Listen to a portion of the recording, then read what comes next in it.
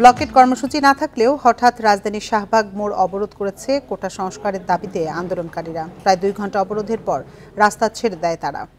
আন্দোলনের পরবর্তী কর্মসূচি কাল ঘোষণা করা হবে বলে জানিয়েছেন বিক্ষোভকারীরা। সব বিশ্ববিদ্যালয় ক্যাম্পাসের ভেতরে বিক্ষোভ মিছিলের কর্মসূচি ঘোষণা করা হয়েছিল, তবে সেই কর্মসূচি পালন না করে হঠাৎ সড়ক অবরোধ করে তারা। ঢাকা বিশ্ববিদ্যালয়ের কেন্দ্রীয় গ্রন্থাগারের সামনে থেকে মিছিল নিয়ে বিভিন্ন হল প্রদক্ষিণ করে শাহবাগে জড়ো হন তারা। বিক্ষোভকারীরা জানান, নির্বাহী বিভাগ থেকে কোটা সংশোধন না করা পর্যন্ত আন্দোলন চালিয়ে যাবেন। এর আগে বুধবার সকাল সন্ধ্যায় এবং বৃহস্পতিবার বিকেল থেকে ব্লকেট কর্মসূচি পালন করে আন্দোলনকারীরা। এছাড়া গুরুত্বপূর্ণ আরও কিছু সড়কে অবস্থান করেন তারা।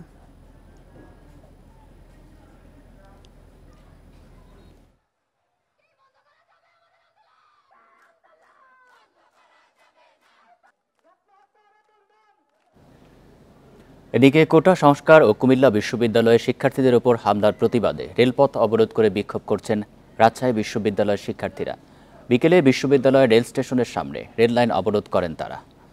শিক্ষার্থীরা বলেন, সাম্য, মানবিক মর্যাদা, সামাজিক ন্যায় বিচার প্রতিষ্ঠায় ছাত্র সমাজের ওপর পুলিশি হামলা অপ্রত্যাশিত। এ সময় চাকরিতে মেধাবীদের অংশগ্রহণ নিশ্চিত করতে বর্তমান কোটা পদ্ধতি সংস্কারের দাবি জানান তারা। চট্টগ্রামে কোটা সংস্কারের দাবিতে বিক্ষোভ মিছিল ও সড়ক অবরোধ করেছেন শিক্ষার্থীরা। বিকেল 4:30টায় নগরীর 16 শহর স্টেশনে জড়ো হন তারা। পরে মিছিল নিয়ে 2 নম্বর গেট এলাকায় গিয়ে সড়ক অবরোধ করেন।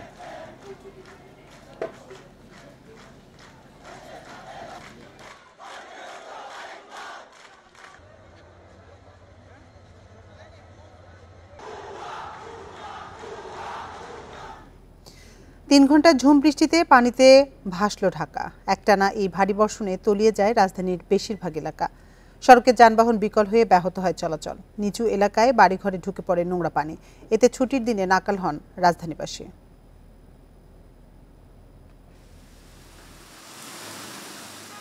দিনের আলো ফোটার আগেই ঝুম বৃষ্টি রাজধানীতে। এতে জলাবদ্ধ প্রায় নগরীর বেশিরভাগ এলাকা।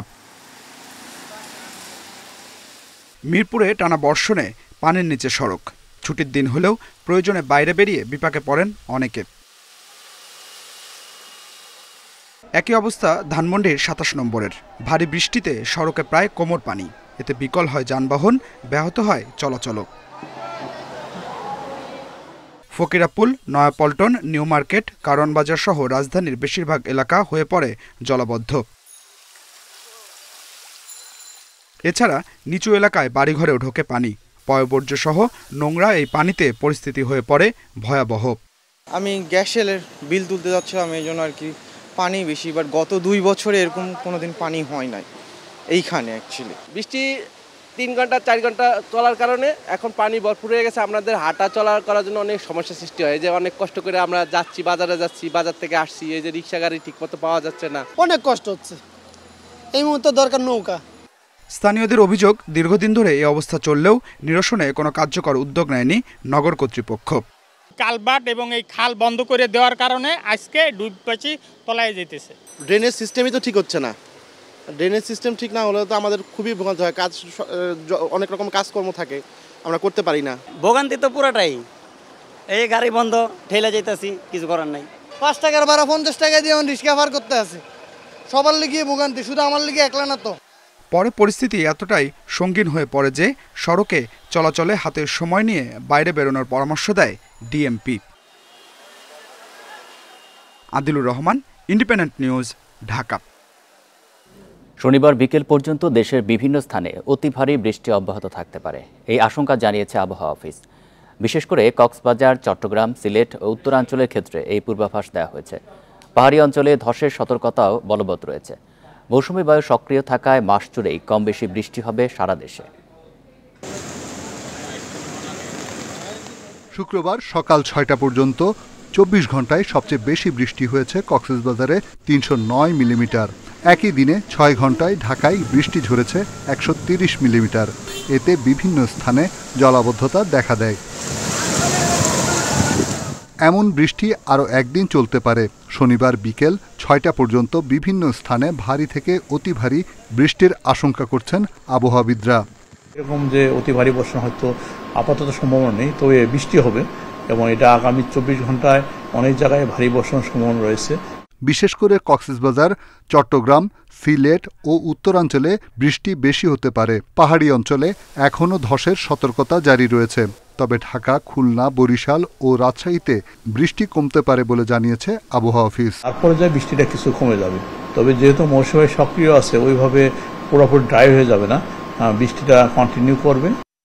অতি ভারী বৃষ্টি কমলেও মাস জুড়ে দেশের প্রায় সব জায়গায় বৃষ্টিপাত অব্যাহত থাকবে বলে জানিয়েছেন আবহাওয়াবিদরা। রিশাদ হুদা, ইন্ডিপেন্ডেন্ট নিউজ, ঢাকা। ভোর থেকে টানা বৃষ্টির কয়েক ঘন্টা পরও ডুবে আছে রাজধানীর অনেক এলাকার রাস্তাঘাট, বাড়িঘর। জলাবদ্ধতা দেখা যাচ্ছে, যানজট। চরম ভোগান্তিতে পড়েছে নগরবাসী। এ নিয়ে আরও জানাতে রাজধানীর নিউ মার্কেট ও কাকরাইল থেকে যোগ দিচ্ছেন সহকর্মীরা। শুরুতেই নিউ মার্কেট থেকে জানাবেন সহকর্মী আলামিন হক অহন। অহন, নিউ মার্কেট এলাকায় কোন কোন জায়গায় পানি এখনো জমে রয়েছে জানাবেন, মানুষের ভোগান্তির চিত্র জানাবেন। নিউ মার্কেটের দক্ষিণ পাশে যে সড়কটি বিডিআর গেট পর্যন্ত গেছে, সেই সড়কটিতে এখন পর্যন্ত কোমর পানি জমে আছে এবং এখানকার হাকডাক আমি শুনছিলাম, বলছিলেন নদী পার হবেন কিংবা ওপারে যাবেন, পানি পার হবেন, এ ধরনের শব্দ। তার মানেই বোঝা যাচ্ছে রাজধানীতে, আমি সেই দৃশ্য সরাসরি দেখাতে চাই। আপনি নিশ্চয়ই দেখতে পাচ্ছেন যে এখানে বাতচিত চলছে, অর্থাৎ এইটুকু রাস্তা পার হতে কেউ কেউ 100 টাকা হেঁকে বসে আছেন, আবার অনেকেই কিন্তু চেষ্টা করছেন যত কম টাকায় এই সড়কটুকু পার হওয়া যায়। এবং রাজধানীবাসীর এই যে এই বিপত্তি, এটি কিন্তু আজকের বিপত্তি নয়, দীর্ঘদিন ধরে এই বিপত্তি চলে আসছে রাজধানীতে। এবং নানান সময় মেয়রের পক্ষ থেকে বলানো হয়ে থাকে যে এর সমাধান হবে, কিন্তু শেষ পর্যন্ত সমাধান হয় না। নগরবাসীরা নগর কর্তৃপক্ষের দিকে তাকিয়ে থাকলেও দিন শেষে এমন বিপত্তি নিয়েই তাদেরকে চলাফেরা করতে হচ্ছে। আপনি সেই দৃশ্য আমি দেখাতে চাই। কোমর পানি, আমি যেমনটি বলছিলাম, এটি সকালবেলা যে 4 ঘন্টা বৃষ্টিপাত হয়েছে, সেই বৃষ্টিপাতে এমন পানি জমে গেছে। এবং বর্ষাকালের পুরোটা সময়, সেটা এর আগের বছরগুলোতে আমরা দেখেছি ঠিক এই স্থানে। এবং দক্ষিণ সিটি কর্পোরেশনের পক্ষ থেকে বারবার বলা হচ্ছিল, বেশ কয়েকটি স্পট নির্ধারণ করেছেন তারা, সেগুলোতে এখন তারা কাজ করবেন, কিন্তু সেই কাজ আর দিন শেষে হয়নি, যে কারণে বারবার এই পানিতে চুয়ে ডুবে তারপর এই নগরবাসীকে চলাচল করতে হচ্ছে। বিশেষ করে নিউ মার্কেটের ভেতরেও কিন্তু পানি জমে আছে, যে কারণে আজকে শুক্রবার ব্যবসার দিন। তারা বলছিলেন যে এমন একটি দিনে তাদের আর ব্যবসা করার কোনো অবস্থা নেই, যে কারণে তারাও কিন্তু বেশ ক্ষোভ জানাচ্ছিলেন কবে হবে এই দুর্ভোগের অবসান। আপনি জেনে থাকবেন, বারবার নগর কর্তৃপক্ষ কিন্তু এমন পানি পেরিয়ে যেন কাউকে না চলাচল করতে হয় সেই আশ্বাস দেন, কিন্তু সেই আশ্বাস দিন শেষে আর বাস্তবে দেখা যায় না, যে কারণেই এমন দুর্ভোগ পোহে মানুষজনকে কিন্তু চলাচল করতে হচ্ছে। এখন আপনি থাকবেন আমাদের সাথে। আমরা এবার কাকরাইলের পরিস্থিতি জানবো, সেখান থেকে যুক্ত আছেন সহকর্মী ওমর ফারুক। ওমর ফারুক, আমাদের সহকর্মী অহন যেটি জানাচ্ছিলেন যে নিউ মার্কেটে এখনো কোমর পানি জমে আছে, আপনি যে জায়গাতে রয়েছেন কাকরাইলে, সেখানকার কি পরিস্থিতি? দেখুন, ভোরে কিন্তু বৃষ্টি শুরু হয়েছিল 6টায়, এখন বাজে ঠিক 7টা, অর্থাৎ এই 14 ঘন্টা কিন্তু কোনোভাবেই এখানকার পানি নিষ্কাশন করা সম্ভব হয়নি। স্থানীয়রা আমাদেরকে জানিয়েছেন যে সিটি কর্পোরেশনের পক্ষ থেকে এখন পর্যন্ত কিন্তু কেউ আসেনি, পানি নিষ্কাশনের কোনো ব্যবস্থা নেওয়া হয়নি। রাজধানীর মতো একটি জায়গা সিটি কর্পোরেশন, সেইখানকার সিটি কর্পোরেশনের সারা দেশ অনুসরণ করার কথা, কিন্তু সেরকম একটি জায়গায় থেকে এইখানে কিন্তু মানুষের মধ্যে ভোগান্তি ব্যাপক কাজ করছে এবং তারা বলছেন যে রাজধানীতে থেকে এই ধরনের ভোগান্তি আসলে কাম্য নয়। ঢাকা শহরে বেশ কয়েকটি কিন্তু খাল ছিল অনেক আগে থেকেই, সেই খালগুলো প্রভাবশালীদের দখলে নেওয়ার কারণে এমনটা হয়েছে বলে জানিয়েছেন আমাদেরকে স্থানীয়রা। তবে এই খাল উদ্ধারে কিন্তু বারবার মেয়রের পক্ষ থেকে অনেকবার বলা হলেও সেই খাল কিন্তু আর উদ্ধার হয়নি, যার কারণে এর সবচেয়ে বেশি ভোগান্তির শিকার হয় সাধারণ মানুষ। আপনারা দেখতেই পাচ্ছেন 14 ঘন্টা যাবত এই কাকরাইলের এই জায়গাটি কিন্তু পানি নিষ্কাশন এখনো সম্ভব হয়নি।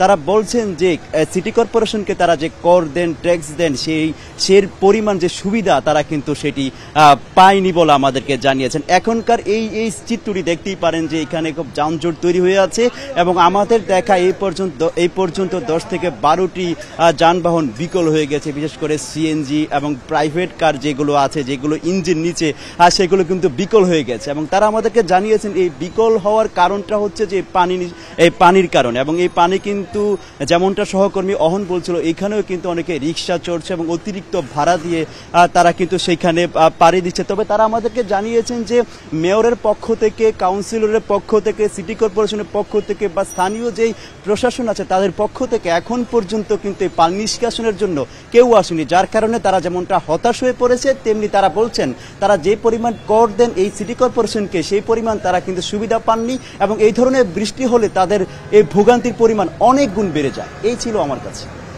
নিউ মার্কেট এবং কাকরাইল থেকে জানাচ্ছেন আমাদের সহকর্মীরা। নতুন করে বৃষ্টিতে সিলেট, সুনামগঞ্জ, সিরাজগঞ্জ, জামালপুরে নদ নদীর পানি বাড়ায় আবারও বন্যার শঙ্কায় দুর্গতরা। প্লাবিত হচ্ছে নতুন নতুন এলাকা। প্রবল স্রোতে রাস্তাঘাট ভেঙে যাওয়ায় যাতায়াতের সমস্যা প্রকট। ভারী বৃষ্টিতে নদীর পানি বিপদসীমা অতিক্রম করতে পারে বলে জানিয়েছে পানি উন্নয়ন বোর্ড। সিলেটে টানা বৃষ্টিতে আবারও বাড়ছে নদ নদীর পানি। হালকা ও মাঝারি বৃষ্টিতে নতুন করে বন্যার শঙ্কা। তৃতীয় দফার বন্যায় এখনো পানিবন্দী 5 লাখ মানুষ। বাড়তেছে, আবার তো মনের ভিতরে ভয় জাগতেছে যে আবার নাকি বন্যা হয়ে যায়। গত 1 মাস ধরে 2 দফা বন্যার কবলে সুনামগঞ্জবাসী। 3 দিন ধরে টানা বৃষ্টিতে দ্রুত বাড়ছে সুরমা নদীর পানি। এতে বিশ্বম্ভরপুর, তাহিরপুর ও সুনামগঞ্জ সদর উপজেলার অন্তত 2 লাখ মানুষ নতুন করে পানিবন্দী। এছাড়া তাহিরপুর সুনামগঞ্জ সড়কের শক্তিয়ার খলা অংশ তৃতীয়বারের মতো তলিয়েছে। গরু দিয়ে অনেক কষ্ট করতেছে, কচুরি বানা কাইটে নিয়ে গরু খাওয়াইতেছে। ভারী বৃষ্টিতে নদীর পানি বিপদসীমা অতিক্রম করতে পারে বলে জানিয়েছে পানি উন্নয়ন বোর্ড। আমরা অবজার্ভ করছি যে আসলে বৃষ্টিপাত কিরকম হচ্ছে। যদি এটা 300-র ভিতরে থাকে তাহলে খুব বেশি একটা যান্ত্রিক অবস্থা তৈরি হবে না, তবে এর বেশি হলে একটু হয়তো বিপদসীমা অতিক্রম করতে পারে। কুড়িগ্রামে ব্রহ্মপুত্রের পানি বিপদসীমার উপরে। চরাঞ্চলে প্রায় 1 লাখ মানুষ পানিবন্দী। হাটবাজার যে তরি তরকারি আনবো তা আনতে পারছি না, চলাফেরার খুব সমস্যা। রাস্তা ভাঙি যা পানিতে, বন্যার পানিতে একবার ভেঙে গেছে। যমুনার পানি বাড়ায় টাঙ্গাইলে পানিবন্দী 45,000 মানুষ। সিরাজগঞ্জের চরাঞ্চলে প্রায় 1 লাখ মানুষ পানিবন্দী অবস্থায় রয়েছে। তলিয়েছে 10,000 হেক্টর জমির ফসল। জামালপুরে পানিবন্দী 6 উপজেলার প্রায় 2.5 লাখ মানুষ। পানি ঘরে থেকে নেমে গেছে, এখন কেদা আর কি বাসায় আছে, কেদা কুদে পাড়ায় আর কি রাস্তায় বাড়িতে হয়। নেত্রকোনায় সব নদ নদীর পানি বাড়ায় তৃতীয় দফায় বন্যার সংখ্যা দেখা দিয়েছে। সোহেলি জাহান, ইন্ডিপেন্ডেন্ট নিউজ। 2 সপ্তাহ পেরিয়ে গেলেও নতুন কর্মস্থল অভ্যন্তরীণ সম্পদ বিভাগ আইআরডিতে যোগ দেননি আলোচিত রাজস্ব কর্মকর্তা মতিউর রহমান। শোকজ করা হচ্ছে না তাকে। তবে জনপ্রশাসন মন্ত্রী জানিয়েছেন যোগদানের আদেশ অমান্য করায় মতিউরের বিরুদ্ধে ব্যবস্থা নেওয়া হবে। সাবেক কর্মকর্তাদের মতে অনুমতি ছাড়া 60 দিনের বেশি কর্মস্থলে অনুপস্থিত থাকলে পলায়নের অভিযোগে মতিউরকে চাকরিচ্যুত করা যাবে। দেশ জুড়ে ব্যাপক সমালোচনা শুরু হলে রাজস্ব কর্মকর্তা মতিউর রহমানকে এই দপ্তরে অর্থাৎ অর্থ মন্ত্রণালয়ের অভ্যন্তরীণ সম্পদ বিভাগে সংযুক্ত করা হয়। এখানে তাকে বদলি করা হয় গত 23 জুন, কিন্তু আজ পর্যন্ত তিনি এখানে আসেননি। আইআরডি কর্মকর্তারা জানান মতিউর বাহক মারফত যোগদানপত্র পাঠিয়েছেন, কিন্তু সেটি বিধিসম্মত না হওয়ায় গ্রহণ করা হয়নি। কর্মকর্তারা জানান মতিউরের সঙ্গে যোগাযোগের চেষ্টা করেও সাড়া মেলেনি, তাই কারণ দর্শানোর নোটিশ দেওয়ার উদ্যোগ নেওয়া হয়। গত সপ্তাহে নোটিশ প্রস্তুত করে আইআরডি, কিন্তু পাঠানো হয়নি। কেন পাঠানো হয়নি তার সদুত্তর দিতে পারেননি কর্মকর্তারা। তারা জানান শুধু দুর্নীতি দমন কমিশন দুদকের নোটিশ মতিউরের বিভিন্ন ঠিকানায় পাঠানো হয়েছে। বিষয়টি আমি দেখব যে কেন যোগ দেন নাই এবং কি বিষয়, এর পিছনের কারণ কি, কোনো যৌক্তিক কারণ আছে কিনা। অনেক সময় যৌক্তিক কারণ থাকতে পারে, তো সেটিও আমাদের দেখতে হবে, তো সেটি আমি দেখে ব্যবস্থা করব। একই শহরের মধ্যে কোনো সরকারি কর্মকর্তাকে বদলি করা হলে 24 ঘন্টার মধ্যেই নতুন কর্মস্থলে যোগ দিতে হয়। মতিউর তা না করে সরকারি আদেশ অমান্য করেছেন।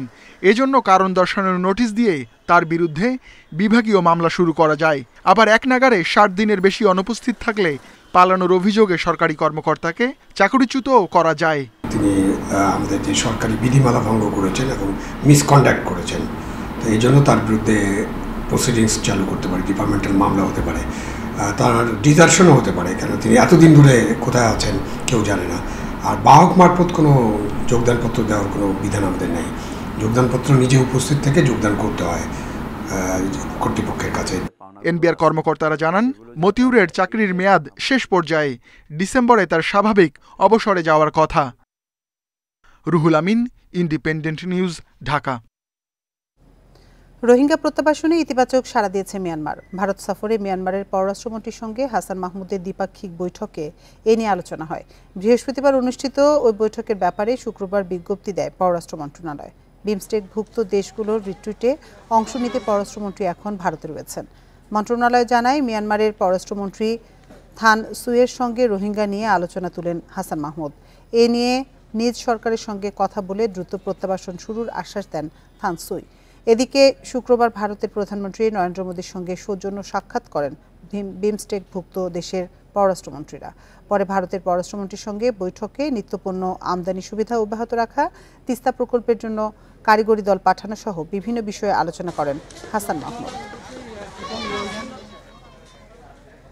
আবারও ভোজ্য তেলের দাম বাড়ানোর পায়তারা করছে বিপণন প্রতিষ্ঠানগুলো। মূল্য সমন্বয়ে ট্যারিফ কমিশন এরই মধ্যে চিঠি দিয়েছে মিল মালিক সমিতি। দাম বাড়ানোর এখনও কোনো সিদ্ধান্ত না হলেও যাচাই বাছাই করছে মন্ত্রণালয়। গত 18 এপ্রিল 4 টাকা বাড়িয়ে প্রতি লিটার সয়াবিন তেলের দাম নির্ধারণ করা হয় 167 টাকা, আর খোলা তেলে 2 টাকা কমিয়ে দাম ধরা হয় 147 টাকা।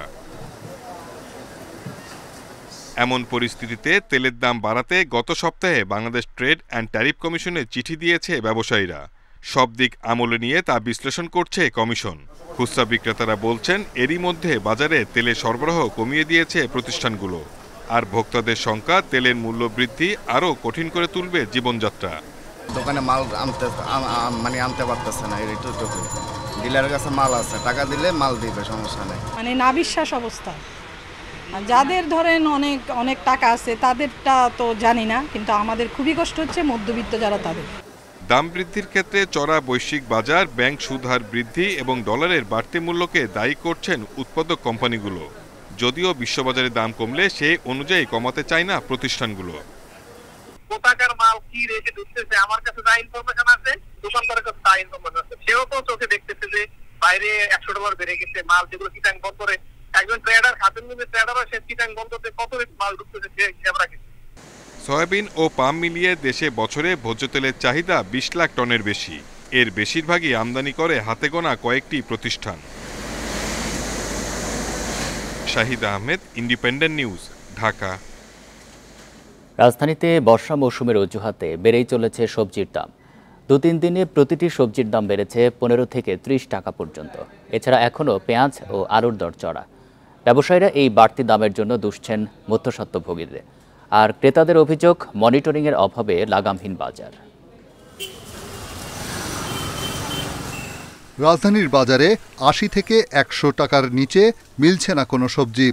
বর্ষার মৌসুম আর জলাবদ্ধতার অজুহাতে বাজারের বিক্রেতারা প্রায় সব সবজির দাম কেজিতে বাড়িয়েছে 15 থেকে 30 টাকা পর্যন্ত।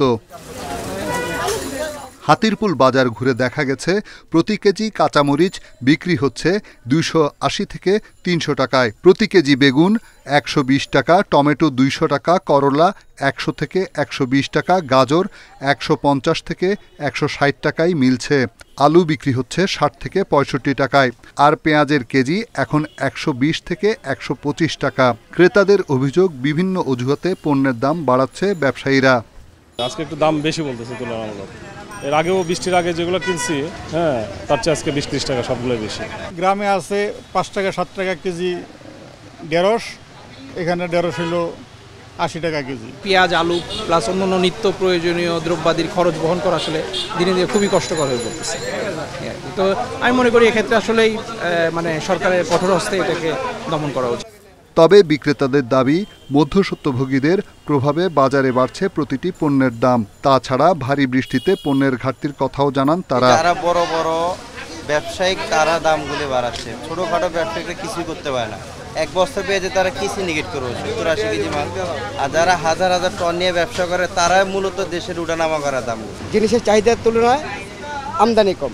সাধারণ মানুষের অভিযোগ, সরকারের বাজার মনিটরিং আগের তুলনায় কমেছে, ফলে অতিরিক্ত মুনাফার সুযোগ নিচ্ছে অসাধু ব্যবসায়ীরা। রিশাদ হুদা, ইন্ডিপেন্ডেন্ট নিউজ, ঢাকা। আর এই ছিল সংবাদ সন্ধ্যার আজকের আয়োজন। ইন্ডিপেন্ডেন্ট টেলিভিশনের সব খবরের আরো বিস্তারিত জানতে চোখ রাখুন ফেসবুক, এক্স এবং ইউটিউবে। ধন্যবাদ সবাইকে।